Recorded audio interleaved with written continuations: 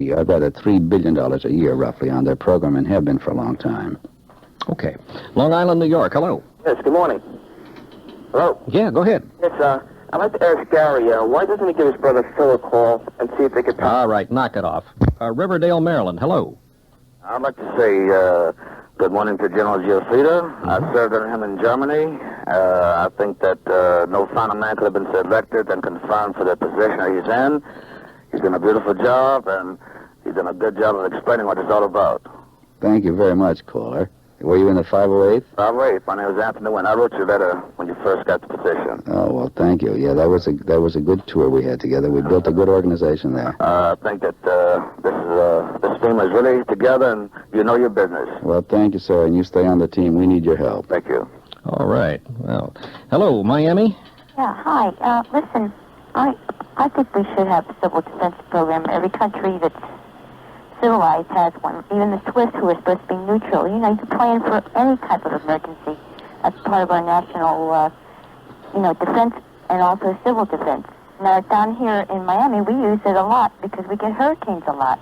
That's right. Very smoothly. It's trilingual. We have it in Creole, Spanish, and English.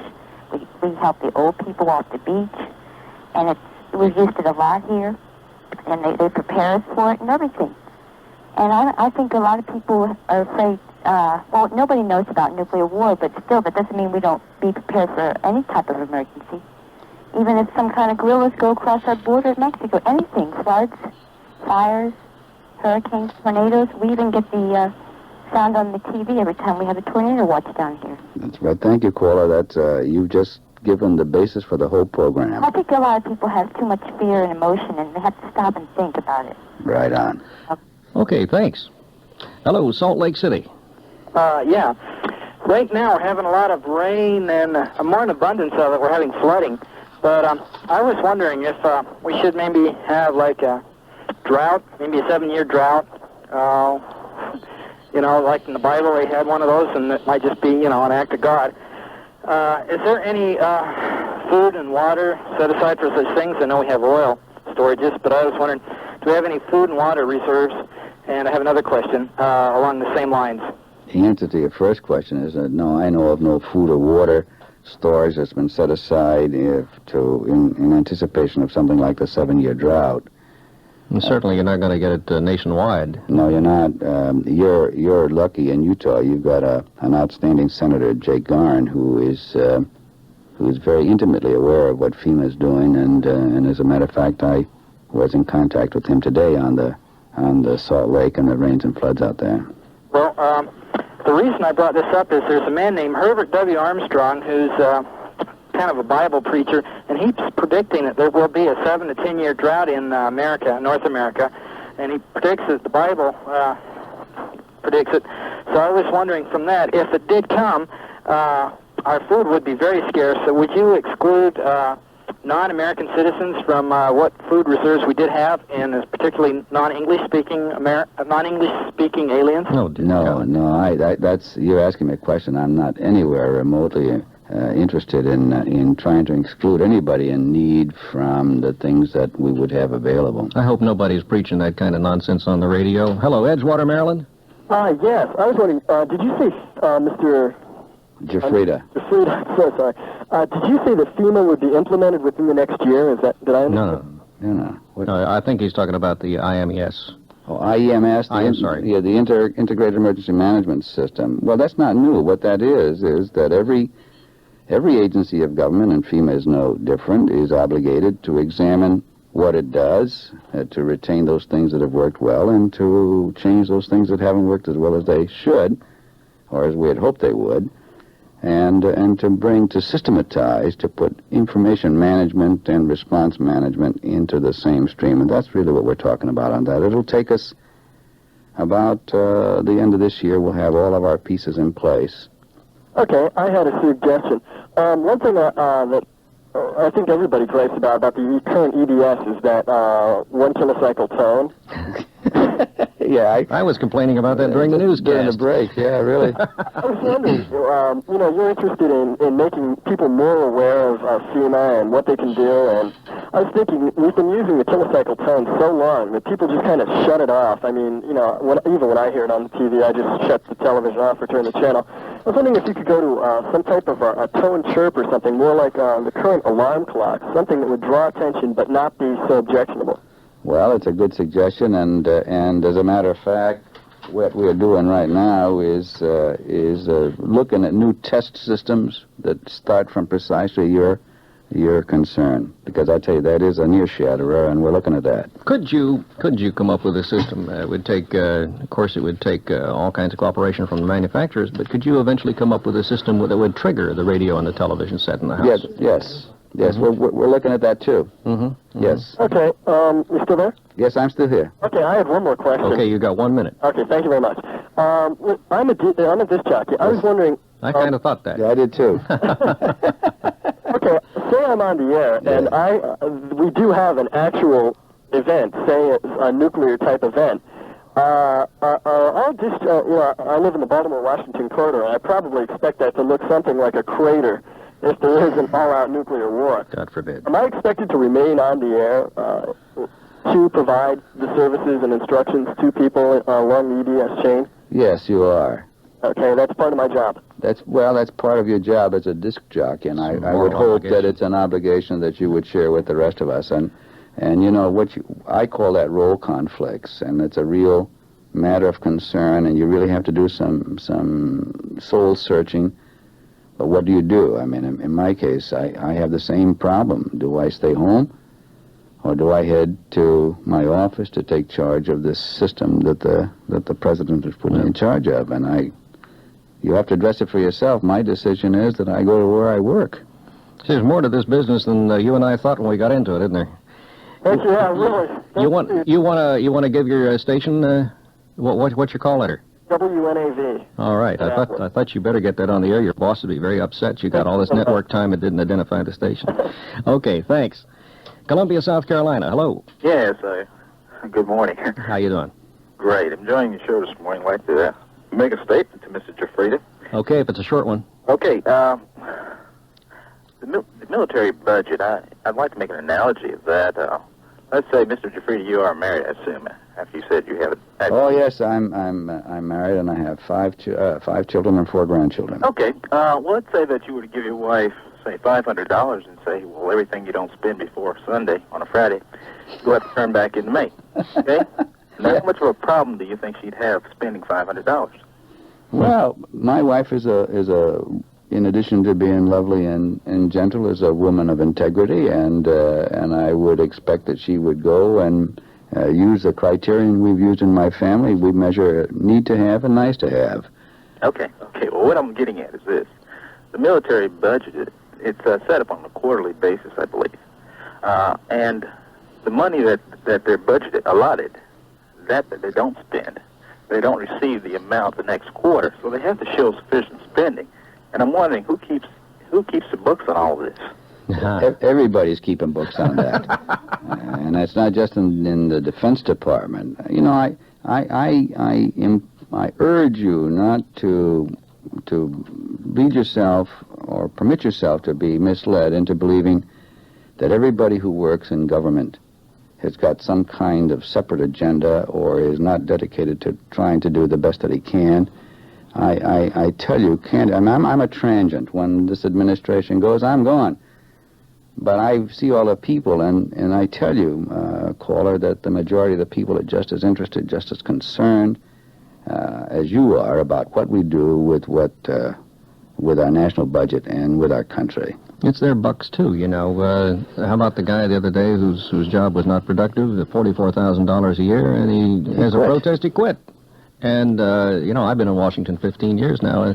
That type of interest in the job is not all that peculiar, I must assure you. And I'm a reporter who is supposed to take a very sharp eye toward these things. And I have to agree with Mr. Giuffrida. The large amount, the large preponderance of government employees are very much interested in doing a good job. And yes, they're honest. They are. They're honest, hard workers. We have to break now for a little bit of news and a little bit of business. I'm Jim Slade. This is the Larry King Show, and we're on Mutual, which, of course, is your network for news and sports. Larry's a little under the weather. We expect him back shortly, probably on the next show. Louis Giuffrida is our guest, and he is the director of the Federal Emergency Management Agency, which may mean many things to many people. We're talking about the full scope of what may be an emergency in people's lives in this country. Somehow, this agency is set up to be there and deal with it and to give a hand where it's necessary. And don't forget that we're not just talking about nuclear war. We're talking about hurricanes, tornadoes, floods. You name it, it's there. Let's go on to New York City. Hello. Yes. I can't believe it's you. Turn down your radio. I'm sorry I wasn't more prepared. Mr. Spade, I'm enjoying you tremendously tonight. Well, thank you very much. And, of course, I listen to Larry whenever I wake up. But, Mr. Giuffrida. Giuffrida. Pardon me? Mr. Giuffrida. Oh, I'm sorry. Right. The wrong sound of the G. Is that There you go. fine? Well, never mind. You know, as a person, listening to all this matching, all this evacuation, all this fear, all these millions of dollars for defense, and we have children dying who need livers and, Americans dying. Do you think it might be a good idea to try to avoid war by brainstorming this whole problem by perhaps offering a reward to Americans? What could work? What would save us money? And what would unify us? You know, the answer of build-up and build-up, in my opinion, I've got 3 questions, and I'd like to just start. First of all, you do know he doesn't work for the Defense Department. You're maybe giving these views to the wrong person, Mr. Giuffrida. I mean, it sounds like you're talking to Caspar Weinberger here. Well, he's got his good points. My thought to you is this. Don't you think it might be a good idea to just toss out on the American high school level? What can we do to stop war? Instead of, run for your life, evacuate. I hear Mr. Spade talk. He's going to meet his children. And that may never happen. But this would unify us. All right, let's let him respond to that. I think he wants to. If I had the magic that would forever ban war, I assure you I would use it immediately. But if I had the magic to make sure we never had another flood or earthquake or tornado or cyclone, or that we never had a nuclear power plant accident, I would invoke that magic also. But I don't have either magic. And the fact that I cannot preclude another war from ever happening in no way, in my judgment, madam, minimizes or detracts or reduces the necessity and my conviction that we need to have in place a system that would handle the other stuff. I mean, even if we could find that miraculous power to prevent wars, are you suggesting that we not have a plan in place to address the other disasters? You see, that's where we come from. Okay. Hello, Buffalo. Yes, good morning. Mr. Giuffrida. Yes, sir. I was wondering if you could tell me if, in case there was any bombings or floods or whatever, if there was any set medical personnel assigned to any shelters or in case of injuries, or would they have to get medical attention at a hospital after they arrived at the shelter? You know, the whole question of health delivery in emergencies is one that's receiving a great deal of attention. This administration put in place something called the Emergency Mobilization Preparedness Board. One of those working groups is headed by the Health and Human Services Department. FEMA is working closely with the American College of Surgeons, with their Trauma Committee, with the American College of Emergency Physicians. I have established within FEMA a distinct office that deals with health delivery in emergencies. We're in close touch with all the other government agencies, Health and Human Services, Defense, and we're trying to address that enormous problem right now and putting a lot of work into it, as a matter of fact. But you're trying to be the hinge point, the pull it all together yes, point. Yes, we're trying to do that and not get into the missions that have been correctly assigned. The prime agency in that, obviously, and should be, is Health and Human Services, but we're working with them and with the Department of Defense and with other agencies to address that problem now. But just as important, in my judgment, I personally and FEMA entirely is putting a good deal of effort into working with the medical professional community, doctors, nurses, EMTs. We're teaching emergency medicine as a part of our national emergency training courses. We're bringing in health professionals to teach at our National Emergency Training Center that FEMA has. So you're collecting and cataloging resources? Collecting and cataloging resources, sharing experiences. We're looking at such things as disaster. You remember the subway accident that happened in London, the Moorhead thing. I brought over with the American College of Surgeons to a recent conference, as a matter of fact, about 3 weeks ago in San Antonio. Brought over the British doctors that handled that. We're really into it, really looking hard at it. After all, that's one of the keys. Food, shelter, and health services are the keys to providing the service that we're supposed to help to provide. All right, we'll get back to more questions in just a moment, but let's take a break for these messages. From the nation's capital, you're listening to The Larry King Show. Once again, sitting in for Larry, here's Jim Slade. And let's move right on along. Columbia, South Carolina, hello. Hi, Jim. Very good show tonight. Thank you. We're having fun. I gave a presentation here back in, I can't remember what month it was, at a convention of college broadcasters on the emergency broadcast system. I happen to be working at your affiliate here in Columbia right now. In fact. What station is that? WIS. Okay. And I wanted to pass along, I heard a couple of callers complain about the tone that's used in the EBS system. I've got a question after this, too. I'll explain. One reason it sounds so loud is because what they're doing is two tones are actually being transmitted at the same time. That, I guess, to prevent accidental activation. And also, you had wondered why the tone was so long. That it's so long, basically, because that's how long it takes for the circuitry in the receivers installed in stations throughout the country to activate itself. I've just never been a fan of 1,000-cycle tones. Oh, I haven't either. It's a horrible sound. But I don't think there's a lot that can be done. Well, there may be something that can be done now, the way things are coming along. But my question is, and it's one thing that's concerning a lot of people in the broadcasting business, mainly engineers, is what exactly is being done about EMP? There was a report on it the other night on one of the network newscasts on television. Well, I can't give you all the details, but the answer to your question is that everybody in the government is looking at that right now, both in the Defense Department and the National Security Council and the Federal Communications Commission and FEMA and every place else, because at the bottom line of that, as you recognize, is that translates into megabucks. But what FEMA is doing right now is hardening radio stations that are key parts of the EBS, and that's not a one-time shot. Obviously, that's going to be a continuing process. Why don't you give the person who's scratching his or her head a brief explanation of what electromagnetic pulse would be and what it does? Well, what it is a theory that a nuclear weapon exploded would burn out a lot of the communication systems, ignition systems, and other things that hadn't been designed specifically to protect against. It's like an overload of a circuit, and it burns it out.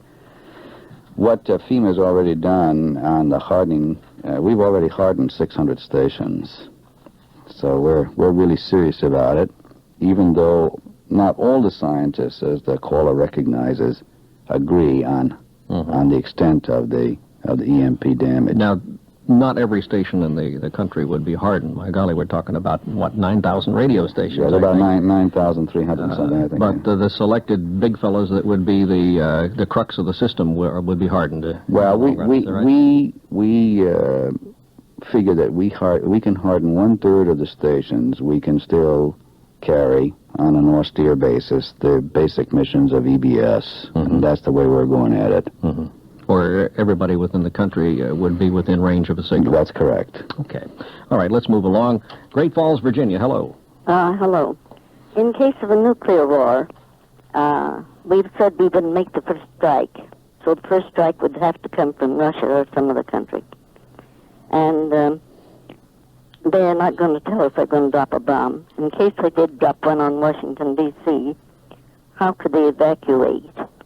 And how much territory would be involved?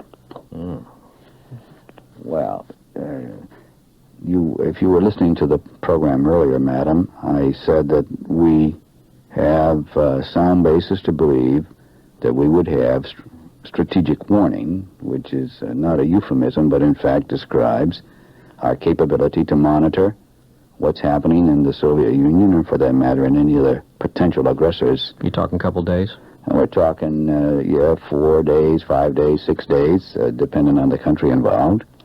And they give us that much information before they drop the bomb? They wouldn't give it to us deliberately. They would be incapable of keeping it from us, madam. How would that be? I mean, how could we keep them from knowing that we were going to drop a bomb? Well, we couldn't be any more successful at keeping them from knowing than they are at keeping us from knowing it, you see. We make some preparations 3 or 4 days before we drop it. Yeah, you're just doing the kind of calamitous destruction that thing involves. Is not a simple matter of firing a rifle or something of that nature. It's a very complicated system which both we and every other sophisticated nation understands, and a part of it, and I think fortunately so, is that you really cannot do it surreptitiously the way people would have us believe it can be done. All right. Thanks for calling. Hello, Crookston, Minnesota. Yes, I'm calling a certain comment here. For one thing, Mr. Giuffrida. Giuffrida, yes. You have an awful tough pair of shoes to wear. You've got to be an awful diverse person, working with as many things as you do. Well, thank you. I'm enjoying what I'm doing most of the time. And I'm calling from your mutual affiliate here in Crookston, KROX. I'm the engineer, and I had a couple of questions. Okay, quickly. First off, on this hardening, it was already mentioned, the EMI stuff. Hardening, how would we apply for funding to do that at our transmitter site? Mm-hmm. You apply to the FEMA region. Where are you calling from? Crookston. Here, about 45 miles off of the Grand Forks Air Force Base. That's Region 8. That's in Denver. Okay. And you write to FEMA, Region 8 headquarters, Denver, and address your question to them. Or if you prefer, you can write to Mr. James Holton, Holton. He's my director of Press and Public Affairs, and his address is 500 C Street, Southwest, Washington, D.C., 20472. And we'll send you what we can send you on that question. Okay. All right. And then with the EBS system, many of your callers have commented about the irritating noise. The system was developed specifically on those frequencies to be irritating. It's supposed to be an attention signal. That's a good job of that. Yeah, you're right, and it sure does that. But what we're looking at, as I mentioned to a previous caller, is some other way of achieving that objective and not raise the noise to the pain threshold. Okay, thanks for calling. We'll get back to more questions in just a moment. From the nation's capital, you're listening to The Larry King Show. Once again, sitting in for Larry, here's Jim Slade. All right, let's rush right along because we're running out of time with Mr. Giuffrida. Hello, Baltimore, Maryland. Hello, Mr. Giuffrida. Yes, caller. I believe civil defense would be good for anything except nuclear war. I don't think that we could survive a nuclear war. And I think by the time you leave your house to get to your office to do your job, you'd be blown up just like me. What do you think about that? Well, I hear you saying that you hope we never have a war. And I'll tell you what I told the other callers. I pray just as hard as you do that we will never have another war. I hope not, sir, but I really don't believe that nuclear war we can be saved if there is a nuclear war. I mean, you know, how are you going to save me if you're blown up too? Yeah, but you're not suggesting that because we both might be blown up by a nuclear war that we shouldn't have in place a system that would take care of us if there was an earthquake or if there was a tidal wave or a hurricane or anything of that sort, are you? I'm not suggesting that at all. Like I said, I think your system is great for everything else except nuclear war, but I really believe a totally new and innovative system has to be dealt with when it comes to nuclear war. I don't believe we have that system in place. And I think that if the Russians were to, I don't think they would give us 4 to 7 days. And in terms of an accidental nuclear war, they definitely wouldn't give us 4 to 7 days. I mean, I just don't believe it's going to happen. And that disc jockey at that radio station, I don't think he would have much choice. He'd have to stay at his job because within 10 or 15 minutes he'd be blown up anyways.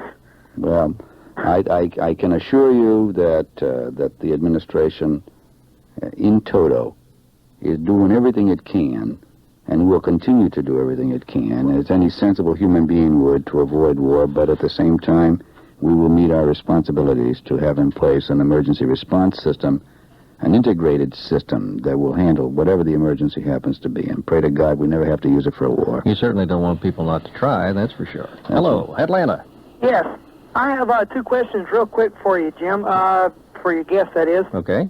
In case of nuclear attack, I mean, I hope it never happens, what role would the regional headquarters of FEMA play in case of a nuclear attack? Well, the regional headquarters of FEMA is in continuous contact with the state and the local people. As a matter of fact, this past week we've had all of the decision makers from Fulton County and the city of Atlanta at the FEMA National Emergency Training Center doing team building and learning how to address together emergencies that might occur anywhere within Fulton County or Atlanta. And eyeball deep in that with them were my regional director, Philip May, from down there in Atlanta, Colonel Bill Smith from Atlanta, George Napper, and all the rest of them. The regional people are there all the time.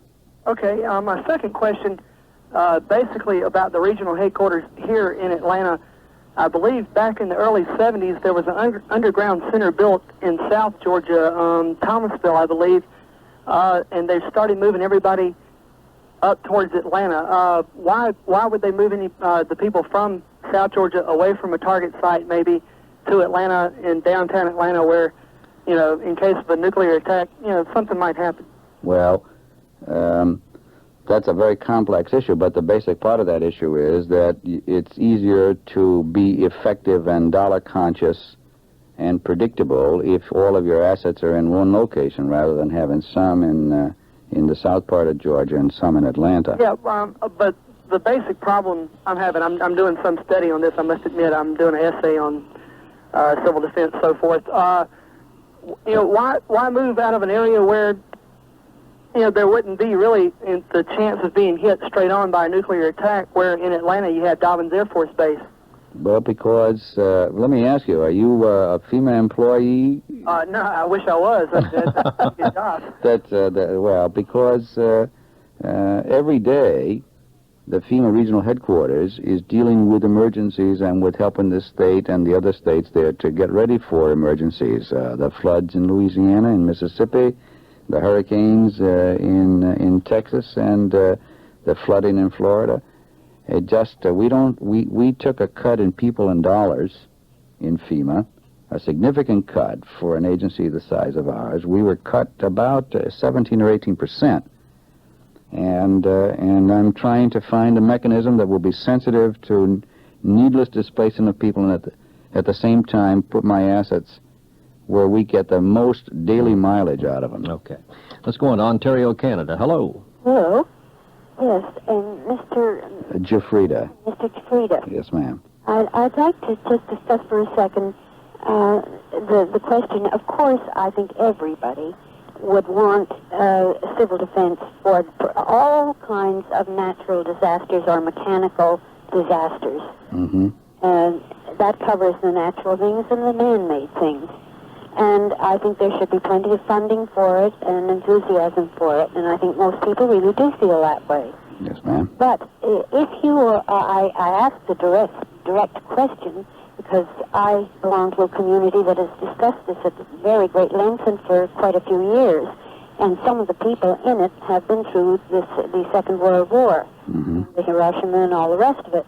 And the point is that most scientists, most doctors, most people who are informed do not believe that first or second strike or third strike we would survive a nuclear war at all. And that this is the question that comes up when the defense budget gets to the $358 billion mark. Well, I wouldn't agree with you that most doctors and most scientists are convinced that there would be no survival. That's not to comment on the desirability of surviving under those circumstances, but as a matter of fact, within the medical community, I have an increasing volume of correspondence from physicians and surgeons and other health professionals who want to be involved with helping the government to plan for the medical consequences of that kind of terrible calamity, rather than to disassociate themselves from it. It seems to me if there's an immorality, it lies in not planning for an emergency simply because you don't want it to happen.